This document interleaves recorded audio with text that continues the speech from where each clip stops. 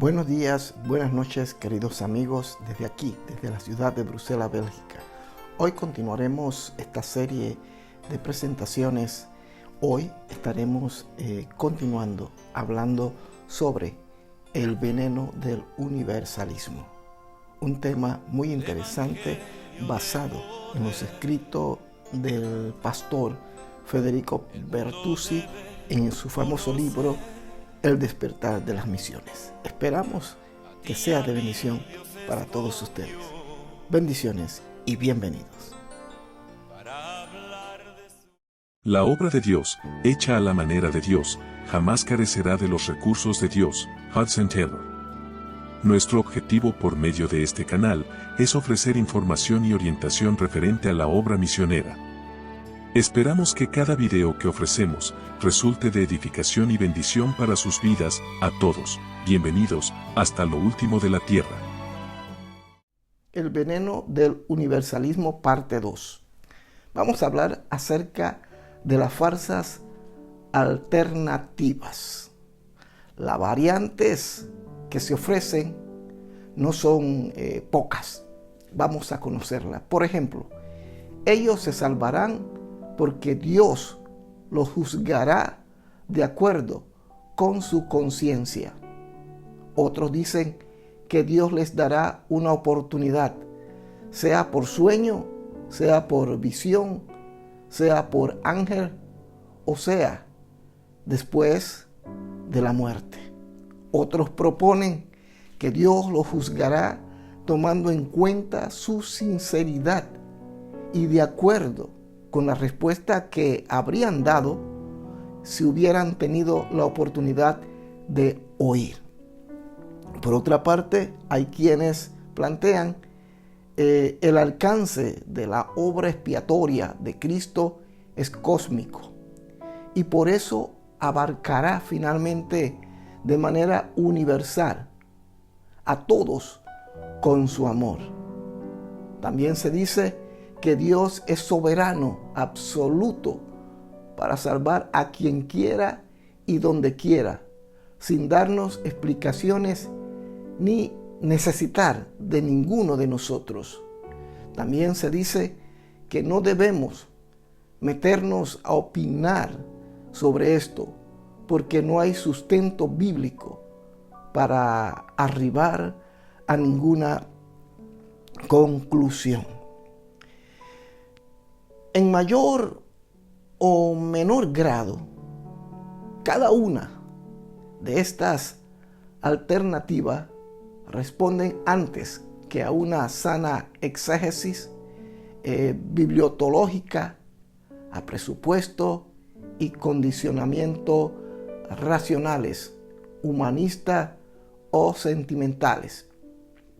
Es cierto, y debemos mantenerlo siempre presente en nuestra memoria, que como humanos tendremos un evidente margen de interrogantes no resueltos. Las cosas secretas pertenecen a Jehová, nuestro Dios, según Deuteronomio capítulo 29. Pero creemos que la Biblia arroja luz sobre este tema, quizás no toda la que hubiésemos deseado, pero sí la suficiente como para que nos quedara bien en claro la condición y el destino eterno del hombre y el tremendo precio que se pagó en el Calvario por él. Repasando sintéticamente algunos puntos de la clásica teología sistemática conocida por todos nosotros, podremos formarnos una mejor apreciación bíblica sobre si los paganos sin Cristo se pierden o no. Primero, vamos a considerar lo siguiente. la antropología bíblica. La Biblia nos declara que el hombre cayó en pecado y se pervirtió totalmente. Por cuantos todos pecaron y no hay justo, ni aún uno, no hay ni siquiera uno, según Romanos capítulo 3, versículo 23. El pecado domina a la raza humana sin excepción desde Adán. Satanás halla campo fértil para su accionar siguiendo la corriente de este mundo, conforme al príncipe de la potestad del aire, es decir, el diablo, el espíritu que ahora opera en los hijos de desobediencia. Efesios capítulo 2, verso 2. Los gentiles, es decir, paganos en la versión popular, sacrifican a los demonios, los sacrifican y no a Dios. Primera de Corintios 10:20. El pecado y la actividad demoníaca han bloqueado al hombre para no darle a Dios la verdadera adoración que Él se merece. Romanos 1:21 dice, habiendo conocido a Dios, y esto se refiere a los paganos, no le glorificaron como a Dios, ni le dieron gracias. Repito, Romanos capítulo 1, versículo 21. La creación y la conciencia no le sirvió para acercarse debidamente al Dios eterno e invisible. De modo que no tienen excusa y por lo tanto la ira de Dios se revela desde el cielo. Romanos capítulo 1, 8. La revelación natural a los gentiles no es salvífica, sino condenatoria, según Romanos. De los expaganos de Éfeso que se habían convertido a Cristo, se nos dice, estabais muertos en vuestros delitos y pecados, en los cuales anduvisteis en otro tiempo. Y éramos por naturaleza, hijos de la ira, lo mismo que los demás. Libro de Efesios, capítulo 2, del versículo 1 al 3. Esta es la real situación en que se encuentran hoy día los innumerables pueblos de otras religiones y que no conocen todavía a nuestro glorioso Señor y Salvador Jesucristo. Esto es en cuanto a lo primero. Segundo, hablemos de la escatología individual. Escatología individual. Este desolador panorama se ve aún más agravado si lo analizamos desde el punto de vista de la escatología individual. Él, por cuanto todos pecaron, continúa diciéndonos que todos están destituidos de la gloria de Dios. Según Romanos capítulo 3, 23. Si por gloria de Dios entendemos el cielo, paraíso o salvación eterna, entonces este texto de la palabra divina nos solemniza que ninguna persona puede ser salva como consecuencia de su pecado, lamentablemente. Y si no alcanza la salvación, no le cabe otra opción que la perdición en el infierno, cielo o infierno, salvación o perdición. La Biblia no nos ofrece una tercera alternativa. Así que esto incluye lo temporal como lo eterno. Nuestro Señor Jesús habló más del infierno que del cielo. Y por algún propósito lo habrá hecho. El infierno será un lugar justo y merecido para todos los pecadores. Será horrible y de sufrimiento eterno para los perdidos. Una sana y objetiva exégesis de los pasajes referidos a esto no nos permite minimizar para nada la gravedad y seriedad de la condenación eterna. Este lugar está destinado a los que son pecadores, aun cuando no hayan oído el Evangelio. Así como y cuanto más los que habiendo escuchado la rechazaron.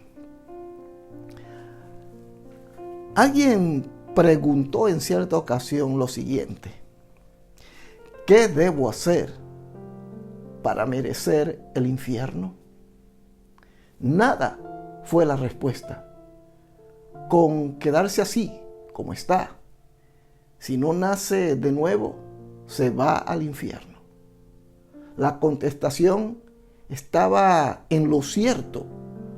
Para ir al infierno no hace falta hacer nada en especial. Ya por naturaleza somos hijos.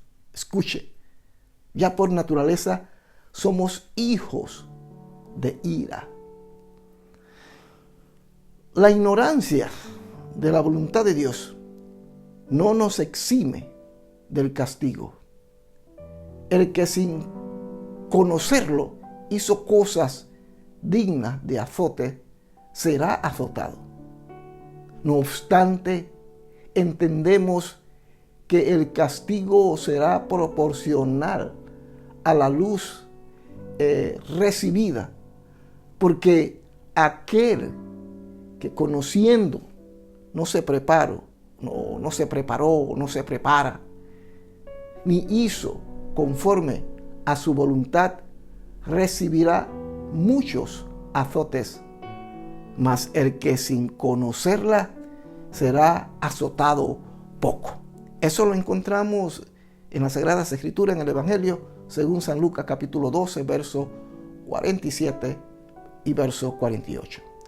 Lo tercero en lo que estamos hablando, la soteriología. Suena brujería, pero no lo es. Ya hemos repasado que el pecado ha marcado con letras indelebles la sentencia de muerte de todos los hombres.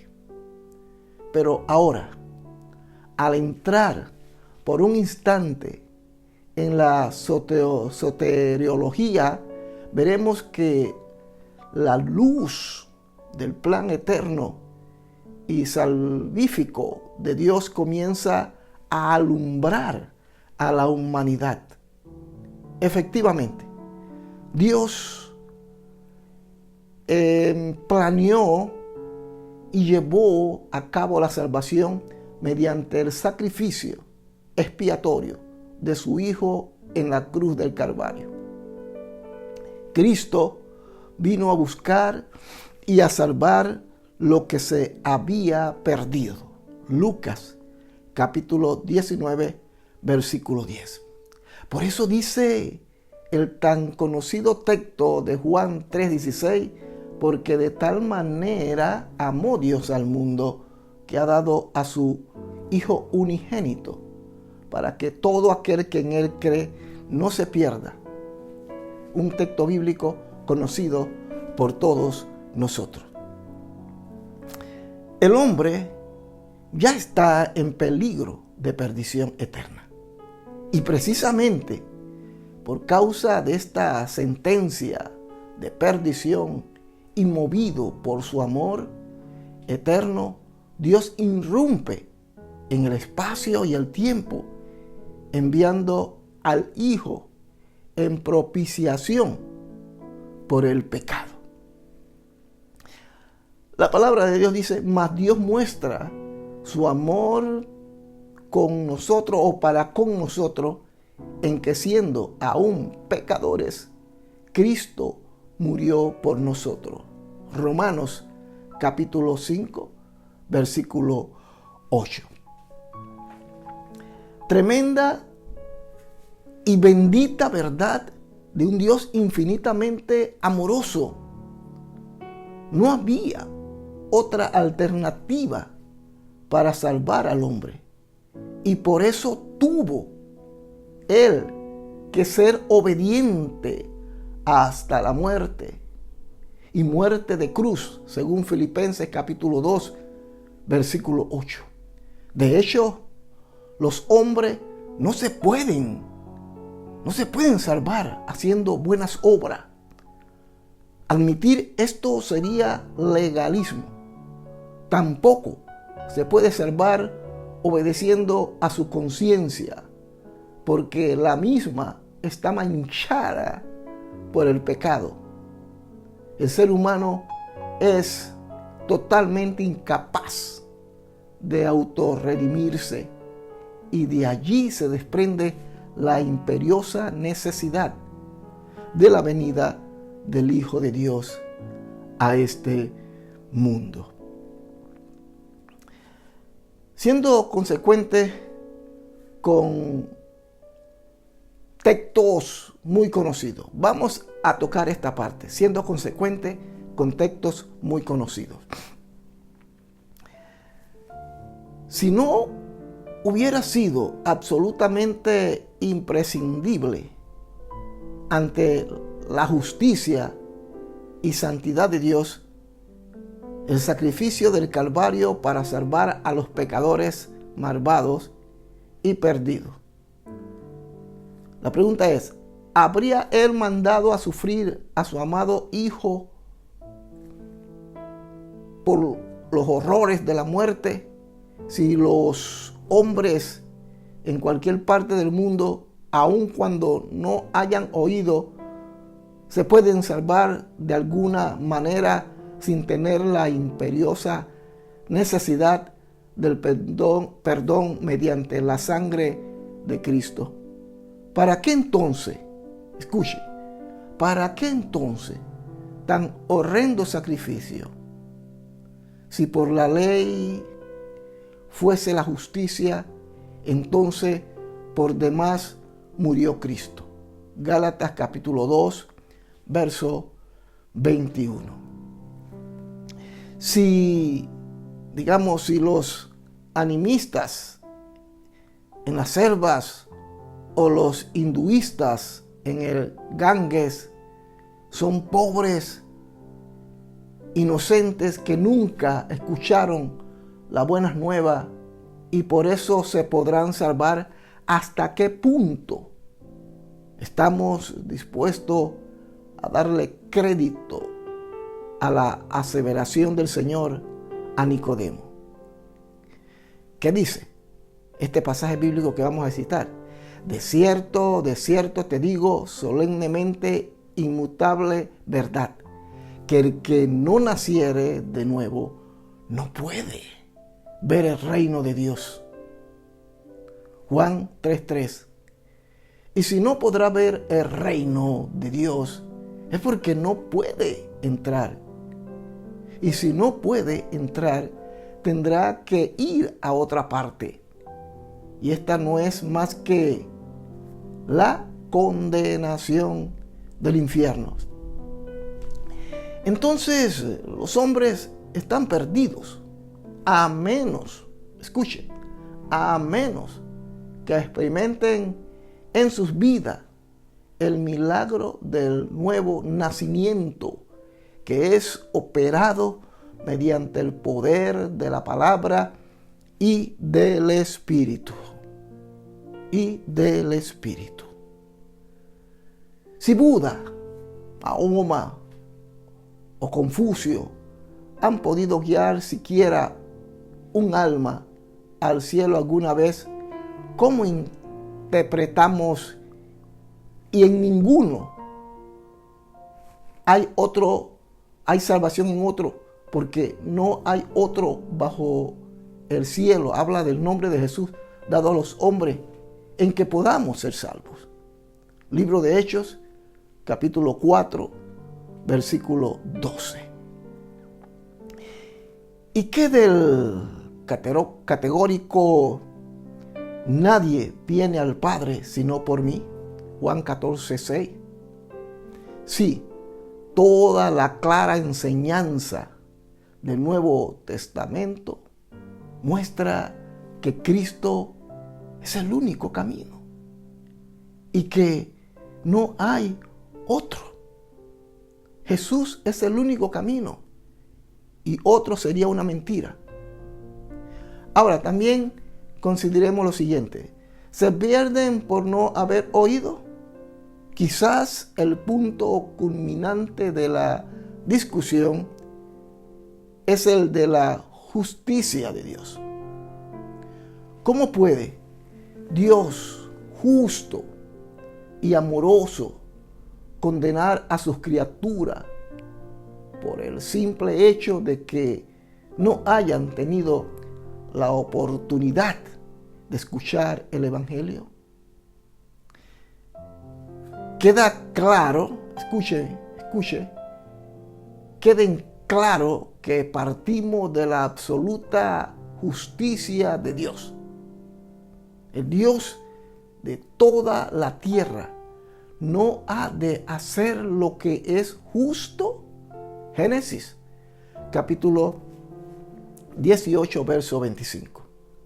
La perdición, bíblicamente hablando, no es imputable por no haber oído, sino por culpa de la pecaminosidad. Si bien esto es así, no podemos ignorar que también hasta cierto punto esa perdición se da por no haber tenido acceso a la única fuente de salvación, el Evangelio. Pongamos un ejemplo, un sencillo ejemplo que ilustra lo que estamos queriendo decir. Un automovilista irresponsable atropella en la calle a un niño y en vez de detenerse para prestarle el debido auxilio, emprende la fuga. ¿Acaso casos que vemos no infrecuentes en algunas de nuestras urbes, sobre todo en América Latina? Otro automovilista que viene detrás ve lo sucedido y tampoco se detiene para socorrerlo. El infeliz niño, abandonado sobre el pavimento y a causa de las heridas recibidas, fallece al cabo de unos cuantos minutos. ¿Por qué murió? La pregunta sería, ¿por qué murió? ¿Quién fue el culpable? ¿Murió por causa del que lo atropelló? Pero estando aún con vida, tal vez se podría haber salvado. Si quien venía atrás le hubiese prestado auxilio y llevado a un hospital, el primero fue el culpable, pero el segundo no escapa a su responsabilidad no asumida. Aunque inocente, el niño muere igual. Los no alcanzados, escuche, los no alcanzados están heridos de muerte y si se pierden es por culpa de sus pecados. Pero por otro lado, ¿cuánto de ellos podrían haber llegado a salvarse si a tiempo hubieran conocido al médico celestial que traería salud para sus almas? Esta es una pregunta que nos deberíamos plantear todos nosotros. ¿Cuántos no serían salvos si nosotros, cumpliendo con la misión que el Señor nos ha encomendado, llevásemos el Evangelio hasta lo último de la tierra? Recuerde, queridos amigos y queridos hermanos, tenemos que llevar el Evangelio hasta lo último de la tierra, tal como lo plantea en su famoso libro El despertar de las misiones del pastor Federico Bertuzzi. Esperamos que esta segunda parte haya resultado de bendición para todos ustedes. Continuaremos estas exposiciones en una próxima entrega. Saludos y bendiciones para todos ustedes desde aquí, desde la ciudad de Bruselas, Bélgica. Buenas noches y buenos días.